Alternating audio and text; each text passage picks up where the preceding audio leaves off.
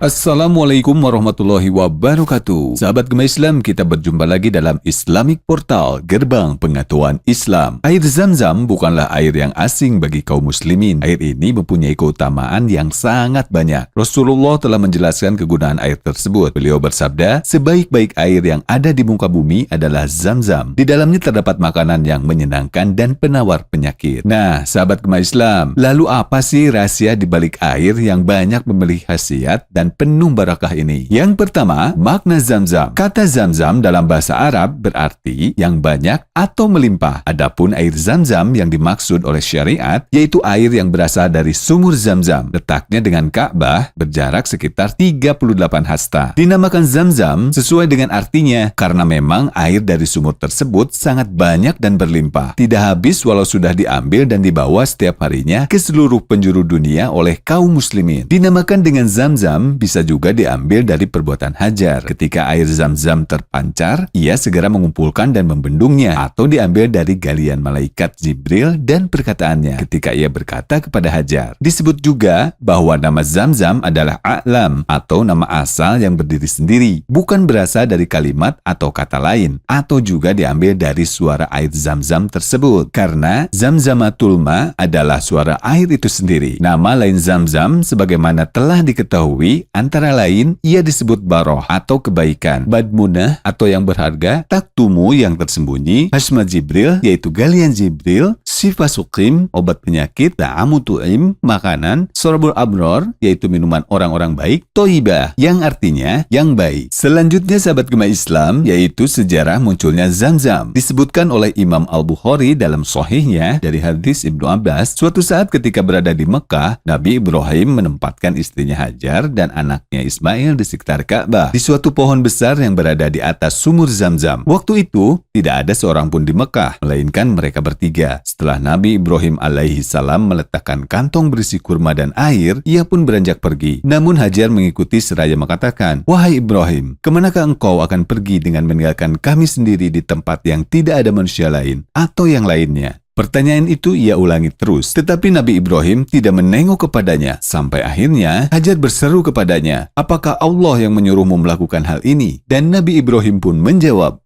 "Iya. Kalau begitu, Allah tidak akan menyengsarakan kami," seru Hajar. Kemudian, kembalilah Hajar ke tempatnya, dan Nabi Ibrahim terus melanjutkan perjalanannya. Sesampainya di Thaniyah, jalan bebukitan, arah jalan ke Kada, Nabi Ibrahim menghadap ke arah Baitullah, lalu mengangkat kedua tangannya, seraya berdoa, "Ya Tuhan kami, sesungguhnya aku telah menempatkan sebagian keturunanku di lembah yang tidak mempunyai tanam-tanaman di dekat rumah Engkau, yaitu Baitullah yang dihormati. Ya Tuhan kami, yang demikian itu agar mereka mendirikan sholat, maka jadikanlah hati sebagian manusia cenderung kepada mereka, dan beri rezekilah mereka dari buah-buahan. Mudah-mudahan mereka bersyukur." Ibunda Ismail menyusui anaknya dan meminum dari kantong air tersebut. Hingga akhirnya, air itu pun habis. Dan anaknya kehausan. Dia melihat anaknya dengan penuh cemas karena terus menangis. Dia pun pergi untuk mencari sumber air karena tidak tega melihat anaknya kehausan. Pergilah dia menuju bukit terdekat, yaitu Bukit Sofa, dan berdiri di atasnya. Pandangannya diarahkan ke lembah di sekelilingnya. Barangkali ada orang di sana. Akan tetapi, ternyata tidak ada. Dia pun turun melewati lembah sampai ke Bukit Marwa.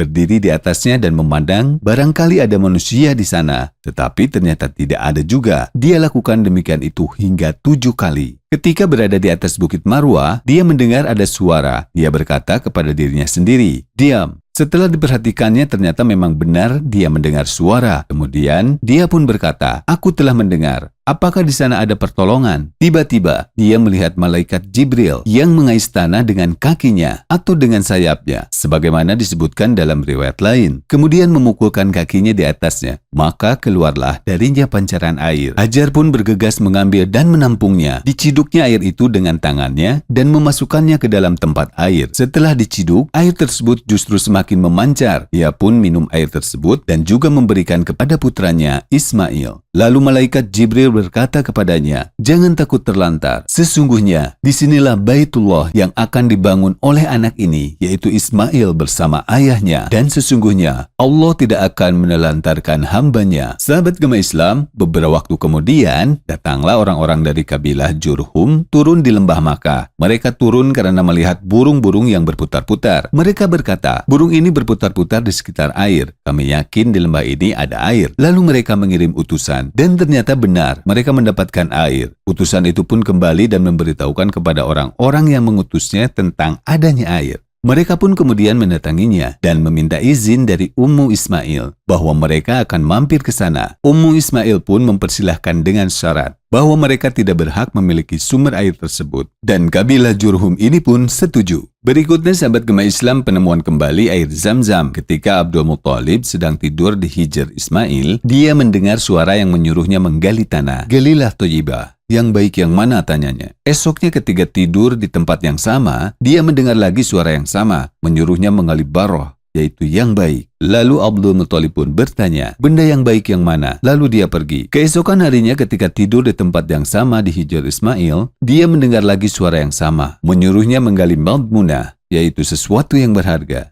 Dia pun bertanya, "Benda yang baik yang mana?" Akhirnya pada hari yang keempat dikatakan kepadanya, "Galilah Zam-Zam." Dia pun bertanya, "Apa itu Zam-Zam?" Lalu dia mendapatkan jawaban, "Air yang tidak kering dan tidak meluap, yang dengannya engkau memberi minum para haji. Dia terletak di antara tahi bintang dan darah, berada di patukan gagak yang hitam, berada di sarang semut." Sesaat Abdul Muthalib bingung dengan tempatnya tersebut, sampai akhirnya ada kejelasan dengan melihat kejadian yang diisyaratkan kepadanya. Kemudian ia pun bergegas menggalinya. Orang-orang Quraisy bertanya kepadanya, "Apa yang kau kerjakan, hai Abdul Muthalib?" Dia menjawab, "Aku diperintahkan menggali Zam-Zam." Sampai akhirnya ia beserta anaknya mendapatkan apa yang diisyaratkan dalam mimpinya, yaitu menggali kembali sumur Zam-Zam yang telah lama dikubur dengan sengaja oleh suku Jurhum tatkala mereka terusir dari kota Makkah. Sahabat Gema Islam, adapun keutamaan dan khasiat air Zam-Zam. Dari penjelasan Rasulullah dan para ulama dapat diketahui bahwa air Zam-Zam memiliki barokah dan keutamaan. Di antara dalil-dalil yang menunjukkan keutamaan air Zam-Zam dapat disebutkan sebagai berikut. Dari Jabir dan Ibnu Abbas, Rasulullah Shallallahu Alaihi Wasallam bersabda, "Air Zam-Zam tergantung niat orang yang meminumnya." Ibnu Taimiyah berkata, "Seseorang disunnahkan untuk meminum air Zam-Zam sampai benar-benar kenyang dan berdoa ketika meminumnya dengan doa-doa yang dikehendakinya. Tidak disunnahkan mandi dengannya, yaitu menggunakan air Zam-Zam." Dari Ibnu Abbas radhiyallahu anhu, Rasulullah Shallallahu Alaihi Wasallam bersabda, "Air Zam-Zam sesuai dengan niat ketika minumnya. Bila engkau meminumnya untuk obat, semoga Allah menyembuhkanmu. Bila engkau meminumnya untuk menghilangkan dahaga, semoga Allah menghilangkannya." Air Zam-Zam adalah galian Jibril dan curahan minum dari Allah kepada Ismail. Dari Abi Thufail, dari Ibnu Abbas radhiyallahu anhu, ia berkata, "Saya mendengar Rasulullah bersabda, kami menyebut air Zam-Zam dengan syuba'ah, yang artinya yang mengenyangkan. Dan kami juga mendapatkan air Zam-Zam adalah sebaik-baik pertolongan, yaitu kebutuhan atas kemiskinan." Dari Usama, bahwasannya Rasulullah meminta untuk didatangkan segala air Zam-Zam. Kemudian beliau meminumnya dan berwudu dengannya. Disebutkan dalam silsilah sahihah adalah Rasulullah membawa air Zam-Zam di dalam kantong-kantong air yang terbuat dari kulit. Beliau menuangkan dan membasuhkannya kepada orang yang sedang sakit. Tatkala Jibril memukul Zam-Zam dengan tumit kakinya, Ummi Ismail segera mengumpulkan luapan air. Nabi berkata, "Semoga Allah merahmati Hajar dan Ummu Ismail. Andai ia memberikannya, maka akan menjadi mata air yang mengenangi seluruh permukaan tanah." Dari Ibnu Abbas, Rasulullah Shallallahu Alaihi Wasallam bersabda, "Sebaik-baik air yang terdapat di muka bumi adalah Zam-Zam. Di dalamnya terdapat makanan yang mengenyangkan dan penawar penyakit." Abu Dzar Al-Ghifari berkata, "Selama 30 hari, aku tidak mempunyai makanan kecuali air Zam-Zam. Aku menjadi gemuk dan lemak perutku menjadi sirna, dan aku tidak mendapatkan dalam hatiku kelemahan lapar." Dari Hammam, dari Abi Jamrah Ad-Dubai, ia berkata, "Aku duduk bersama Ibnu Abbas di Mekah. Tatkala demam menyerangku, Ibnu Abbas mengatakan, dinginkanlah dengan air Zam-Zam, karena Rasulullah mengatakan, sesungguhnya demam adalah dari panas neraka jahanam, maka dinginkanlah dengan air atau air Zam-Zam." Dari Aisyah, ia membawa air Zam-Zam. Ia mengabarkan, sesungguhnya dahulu Rasulullah membawanya sebagai bekal. Ibnu Qayyim berkata, aku dan selain diriku telah mengalami perkara yang ajaib tatkala berobat dengan air Zam-Zam. Dengan izin Allah, aku telah sembuh dari berbagai penyakit yang menimpaku. Aku juga menyaksikan seseorang yang telah menjadikan air Zam-Zam sebagai makanan selama beberapa hari, sekitar setengah bulan atau lebih. Ia tidak mendapatkan rasa lapar. Ia melaksanakan tawaf sebagaimana manusia yang lain. Ia telah memberitahukan kepadaku bahwa ia terkadang seperti itu selama 40